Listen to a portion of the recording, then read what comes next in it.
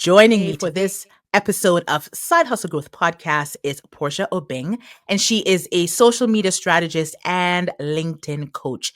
So, of course, we're going to be talking about how to grow your side hustle using LinkedIn, our favorite platform in the world. But before we get into it, I have to give Portia a moment to shine and tell us more about yourself. Anything you'd like us to know.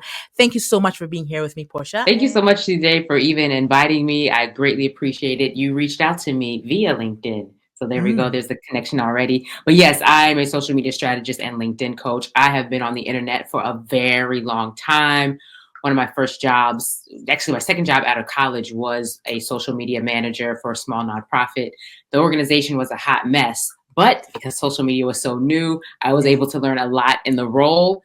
And I've been on the internet ever since then. I've done, all the things. So I've done Instagram, LinkedIn, Twitter. It was called Twitter at the time back in my day, Facebook, YouTube, but I specialize now in LinkedIn. And then I still do Instagram. It's not my entire favorite, but I still do Instagram. But I do help women one-on-one with their LinkedIn profiles. And then I also do LinkedIn webinars and workshops for corporate partners in higher education institutions. And that's me. Well, in a nutshell, but we were cracking it a little bit more.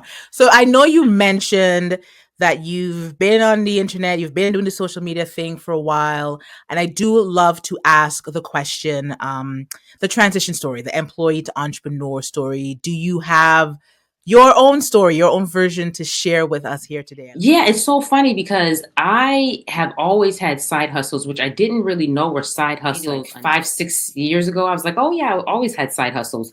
So I've done it all. I was doing digital marketing, blogging, photography. I was doing social media management on the side. And then I started doing resumes and LinkedIn profiles. And I've always had a job while I was doing that. And then eventually it got to the point where it's like that sweet spot where it's like, okay, if I start investing more time into the business, it's gonna help, push me towards making enough revenue, because revenue is, that's the key, is making enough revenue.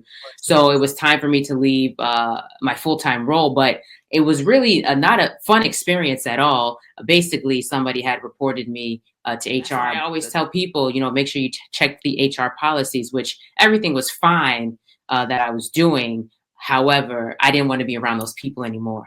So it was time for me to. I don't blame you. And you know what? When I attended one of your webinars, and one of the questions, speaking of company policies and what happened with you, one of the questions I noticed a lot of attendees were asking was, how do I make sure that I'm promoting my side hustle without upsetting my employer, without going against any policies? Is there something that people should be mindful of when they start to, if they already have a LinkedIn presence and they want to promote their side hustle, or maybe they don't have a LinkedIn presence and they want to, while they have a full-time job, like what should people be mindful of? Yeah, definitely be mindful of the company policies. You want to check with HR first and see what their policies are in terms of you having a business. I mean, of course you can have a business, but then it's like, how much can you promote it? Like, what time of the day can you promote these things? And so if you already do have a side hustle, LinkedIn is a great place for you to use various parts of your LinkedIn profile to highlight that. Of course, you can put it in your LinkedIn headline. So you can do your job titles that you have. So let's say I'm just going to use social media manager. Say, oh, well, actually, that's an easy one. It's easy if your side hustle is already in your full-time role that you're doing. So let's do your social media manager by day and then a wedding event planner by night. So you could do social media manager, then you could do your specialties in social media. So you could say Instagram strategist, and then you could say wedding planner as well. And then in your about section, you can talk about your career. And then for maybe like a paragraph in your about section, you can say, I also do wedding planning. So if you're interested in that, head over to either you can, say, head over to my website or reach out to me. You can include that in your about section. And then in your experience section, I always tell people, even if your side hustle isn't an official LLC, like an official registered company, still get yourself a LinkedIn company page. because then you can add it to your LinkedIn profile in the experience section. And then you can write a lot about what you do in your side hustle in the experience section. So when someone, because LinkedIn or I think still has this kind of, I don't know, people are still afraid to Oh, use yes. LinkedIn, right? And because you're supposed to be so Mm-hmm. professional and so stuffy and blah blah blah. But now Right. we're realizing that was like a decade ago. Like Right. let's step it up. And people are now starting to realize, okay, I can really leverage LinkedIn. I've checked Right. with HR, everything is in place. What is a simple thing they should do when they've made the decision? Okay, I'm going to really start to show up on LinkedIn. Do they have to Yeah. focus on the type of content they're going to put out first, or focus on like optimizing their profile? Like, what should they really be focusing on? Yeah, if they don't have anything on their profile about their side hustle, and it's perfectly fine with HR for them to include that on their profile, I go back to the recommendations, adding it to your headline, your about section, and creating a company page, adding it to your experience section. And then, yes, if you are promoting a business, one of the best things you can do on LinkedIn is to create content. But I always tell people, if you're nervous about creating content, I completely understand it. First, start off by doing value-driven comments on other people's posts who are well known in your industry. So if you are side hustling as a wedding planner, and there's actually some really good event planners on LinkedIn who leverage the platform really well. What's his name? I think his name is Andrew. I think Andrew Robert is his name. He's a really Okay. good example. I hope I got his name right.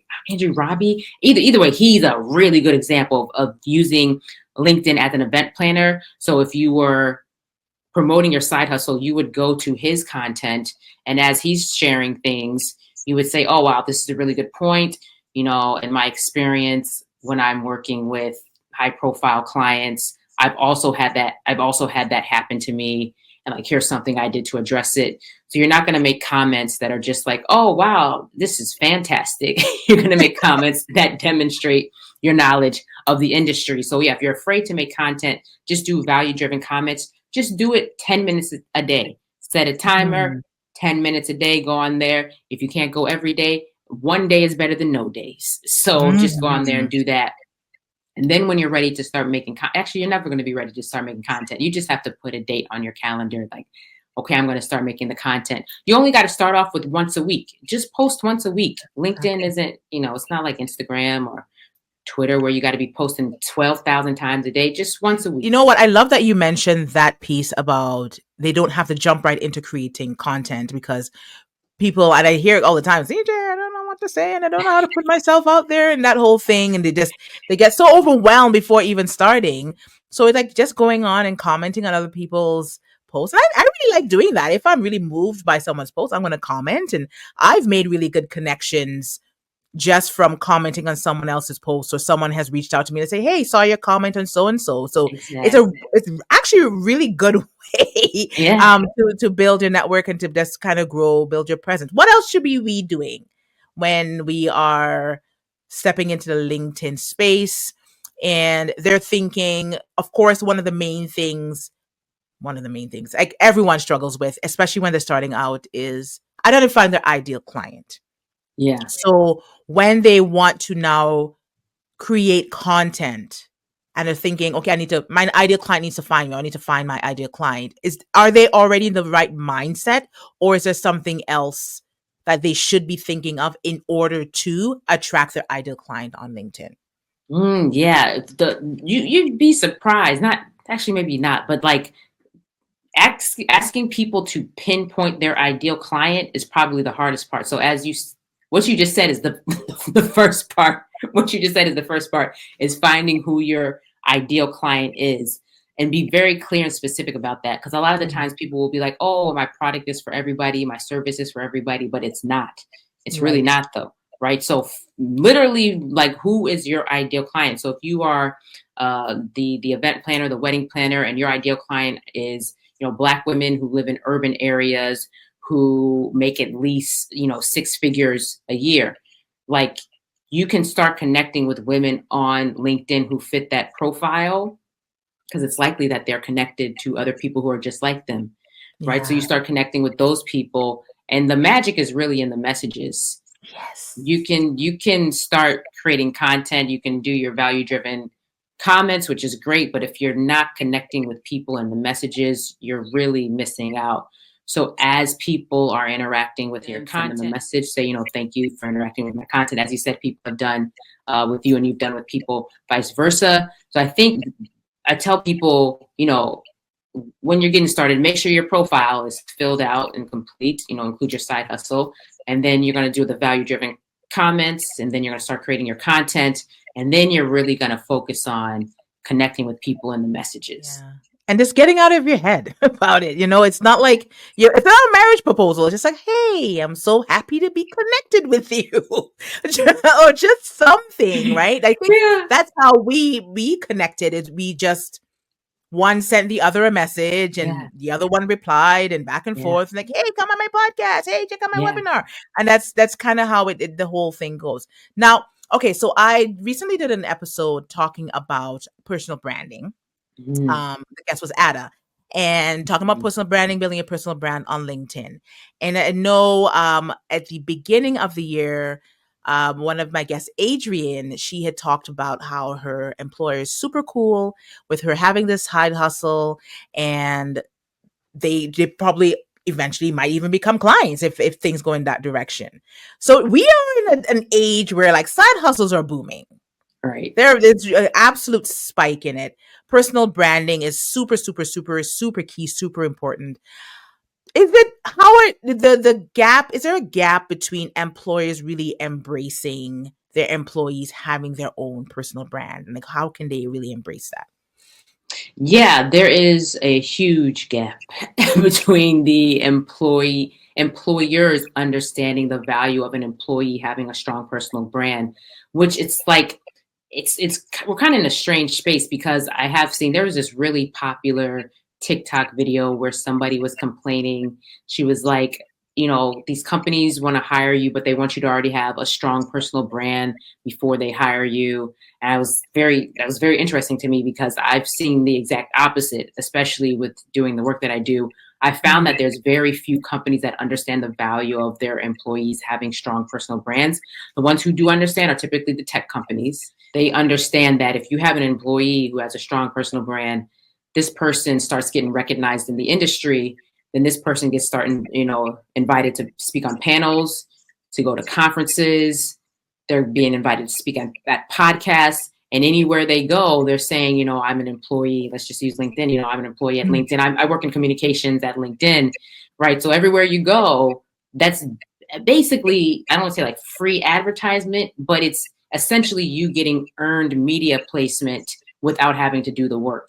So the comms team, right? So like if you work in communications at LinkedIn, you're not having to do your own like you're not having to do any pitching, anything like that. So you're just going out to these panels, going out to these conferences, speaking on these podcasts. And I've seen a lot of tech companies who the person who works at the company eventually creates their own podcast, and they become so popular that they're kind of like, I don't want to say they're not kind of like, spokesperson. Yeah, if the company has their own events or large conferences, they'll have the employee set up a booth to do interviews and live podcasts at the conference. So that's the ideal trajectory that you want, is being able to build these people with strong personal brands who essentially can become brand ambassadors for the company and really strong thought leaders across the industry. That's the ideal goal. Yeah. But a lot of employers, they get scared because they're like, oh, what if the person leaves? Yeah, for sure. Okay, if they leave, you should have had, you know, 5, 6 people on the bench, you know, to like, like, why are you so concerned? You know, like, exactly. And are they really though? You know, like they're always ready to replace you. That's very true. You're right. You know, I never thought about the employee becoming a brand ambassador for the employer, because people are worried about how their own business, as you said, like what if they quit? What if they leave? What if they blah, blah, blah? Or it might even come across that they're unhappy at their job. That's why they created this side hustle, and they're going one step further and promoting it. But if they support that, as you know, their companies are trying to promote employee wellness and quote unquote, I don't believe in it, work-life balance. Right. We can all win in this. I never thought Yeah. of it that way. Brand ambassadors. Okay. So if you Yeah. are checking out this episode, and you make sure you check out the policies with HR first. Do not be afraid to promote your side hustle and speak about your side hustle and where you work full time, and really kind of finding a way to bridge the two. Another Yeah. question. If there What about if there's like a conflict of interest? Like what if what they're doing on the side is similar, or it's the same field as what they do full time, but of course, working full time, you're limited with how you can express yourself in that area, in that field, or you have to fit their mold. So you go out on your own to do it on your own. You absolutely love it. And now you can leverage what you do at your employer to do your own thing. Like, what should Mm. someone do in that case?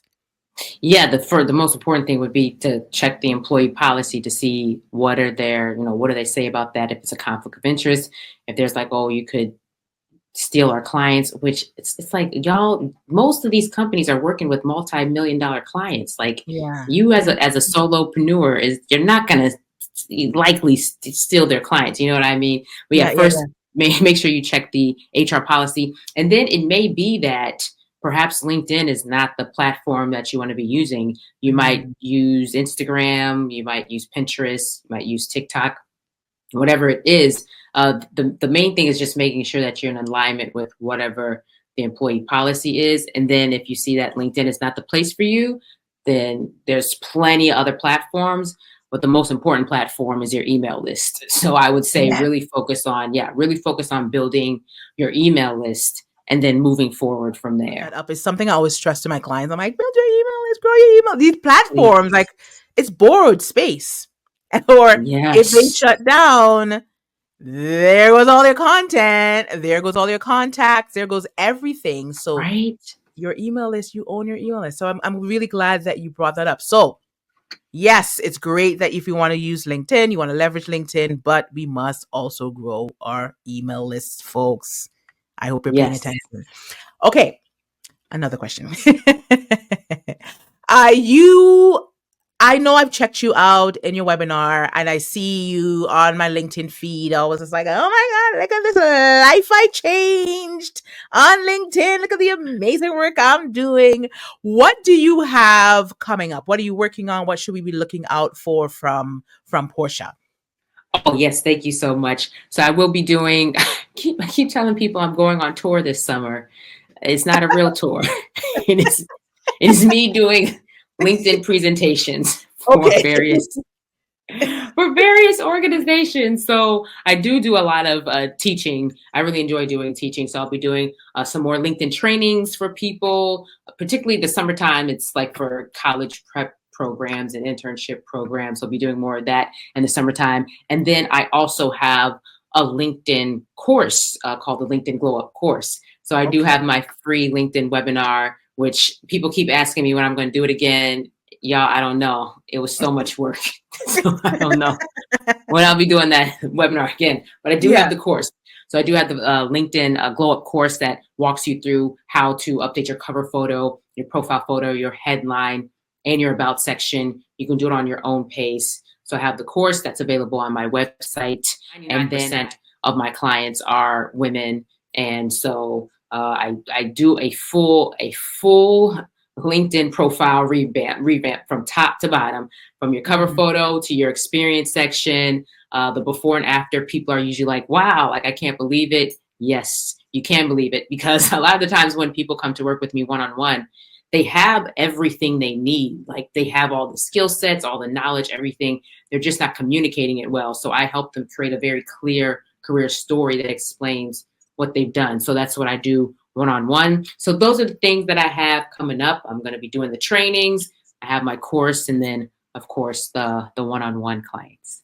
Okay. And everything, of course, will be linked in the episode description. If they want to check out the course, I highly recommend it. I attended the webinar. I see what Portia is doing. So if you're trying to figure out LinkedIn, that is definitely a really great place to start. And the great thing about how you do it is You make it seem really, really simple. It is simple, right? But people do tend to overthink things online in the online space can be daunting for many. Yeah. So you do really simplify it and make it fun again. So highly recommend you check out the course. It'll be linked in the description.